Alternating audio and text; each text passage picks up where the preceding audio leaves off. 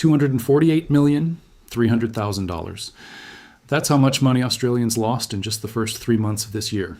Not to a market crash, not to a bad investment decision, to criminals pretending to be their own super fund. What if I told you that number isn't some distant warning about a risk that might happen one day? It already happened, this year. And the people targeted the hardest were retirees, the exact group of people with the least amount of time left to rebuild what they lost. By the end of this video, you're going to know exactly how this scam actually works, what it genuinely looked like for someone who lived through it, and precisely what to check in your own super account this week. And the part that should genuinely worry you is this. You don't need to do anything reckless for this to happen to you. Sometimes, all it takes is one moment of trust placed in the wrong direction. Before we get into exactly how this unfolds, if protecting your retirement savings matters to you, hit like on this video, subscribe to RetireScope AU, and honestly, share this before you even finish watching. The tactic I'm about to walk you through is still actively targeting Australians right now, this week, while you're watching this. Now let's talk about how this actually starts, because it almost never looks like a scam at first. That's exactly what makes it so effective. There's a documented case that National Seniors Australia has shared involving a retiree who, like a lot of Australians approaching this stage of life, felt like she was falling behind on her super. She started looking online for ways to boost her balance, and before long, she began noticing targeted social media advertisements offering something that sounded genuinely helpful: a free superannuation review. Here's the thing about her mistake, and I want to be really clear about this. It wasn't reckless at all.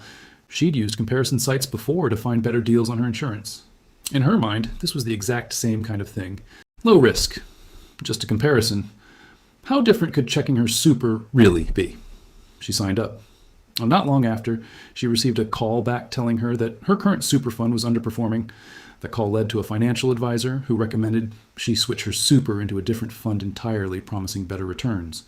A significant portion of her retirement savings ended up inside something called the Shield Master Fund, one of the managed investment schemes now at the center of a major regulatory investigation, alongside another scheme called First Guardian, after both collapsed and left thousands of members struggling to recover what they'd put in. She didn't do anything careless. She did exactly what most of us do when we feel like we're behind. She looked for help.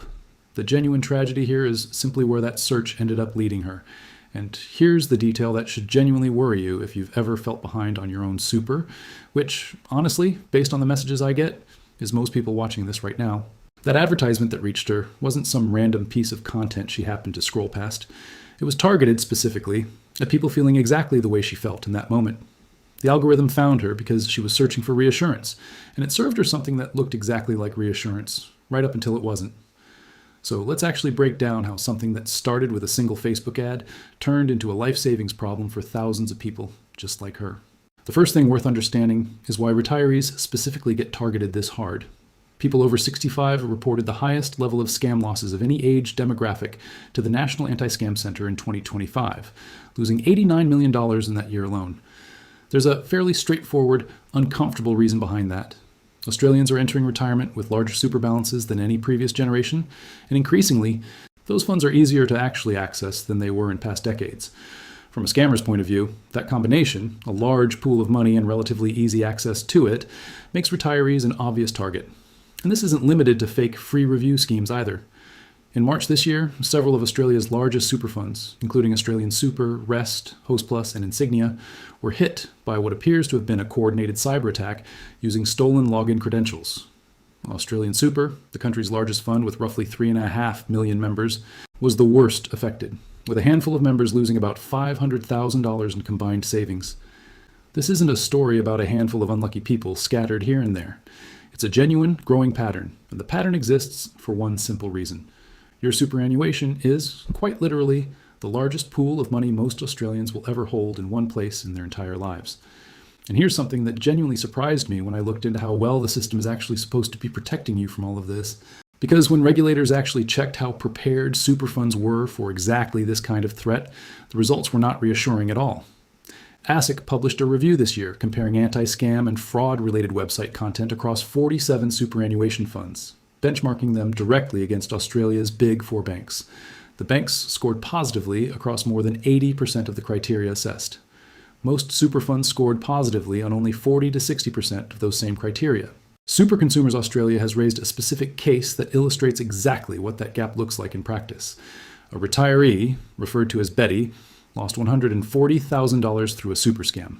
Nobody from her fund ever contacted her or asked a single question, despite repeated, unusual withdrawal patterns that genuinely should have raised red flags on their end. Think about that for a second. Your bank generally flags unusual activity on your everyday transaction account almost instantly. But the fund holding the single largest asset most Australians own outside their home wasn't applying that same basic level of scrutiny. Super is supposed to be the safest, most carefully protected part of your entire financial life. Right now, regulators themselves are effectively saying it's actually the weakest link in the system. To be fair, the government is responding.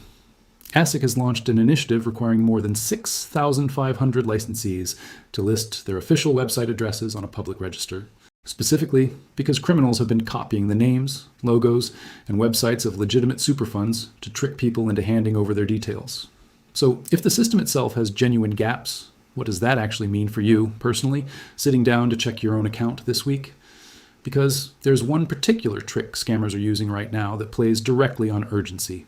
The exact same kind of urgency I've been using to get your attention throughout this video. The difference is, theirs is completely fake. Let's break down exactly how this actually sounds, because recognizing the pattern is genuinely half the battle. Fraudsters are impersonating the ATO, super funds, and financial advisors through emails, text messages, and social media, and they lean heavily on manufactured urgency. Some messages falsely claim that preservation ages are about to rise to 70 by 2030. Others urge people to secure their funds before a specific date, creating exactly the kind of panic that pushes someone toward a rushed decision instead of a careful one. Here's my honest take on this. Genuine super funds and the ATO simply do not operate this way. They don't create artificial countdowns. They don't pressure you into clicking a link within the hour. The moment any message creates that kind of manufactured urgency and then asks you to click through and log in, that's precisely the moment to stop, close it, and go check things through your fund's official app instead. So now that you actually understand how this works, let's talk about what you can genuinely do about it, starting today, not eventually. The first step is simple. Never click through links in unsolicited emails or texts claiming to be from your super fund or the ATO. If you want to check anything, open your fund's official app directly or type in the web address you already know rather than following a link someone sent you. The second step is treating any free super review offered through a social media ad with real skepticism, especially one that claims your current fund is underperforming. If someone does recommend switching funds, verify their credentials directly through ASIC's Financial Advisors Register before you engage any further. It takes a few minutes, and it's completely free to check. The third step is checking whether your super fund offers multi-factor authentication on your account and turning it on if it does. This single step alone would likely have prevented much of what happened in that coordinated cyber attack back in March. The fourth step, if you're genuinely considering switching funds for legitimate reasons, is using ASIC's official checks before moving any money and refusing to be rushed by anyone on the phone telling you better returns will disappear if you don't act immediately. A genuine opportunity doesn't evaporate because you took a week to think it over. And the fifth step, if you believe you may have been affected by the Shield or First Guardian collapse specifically, is contacting the Australian Financial Complaints Authority directly. Since strict deadlines have applied to lodging complaints connected to that particular case, here's what I want you to take away from all of this. I'm not sharing this to make you afraid of your own super fund or to make you feel like your retirement savings are constantly under threat. I'm sharing it because this is genuinely what's happening right now to Australians who spent their entire working lives building these balances, often through decades of quiet, disciplined saving. That's exactly why RetireScope AU exists, to make sure people have the real information in front of them before they become the next statistic, not after. I want to hear from you on this one. Drop a comment below and tell me honestly, have you ever received a message or an ad like the one described in this video? I'm genuinely curious how widespread this actually is among people watching right now.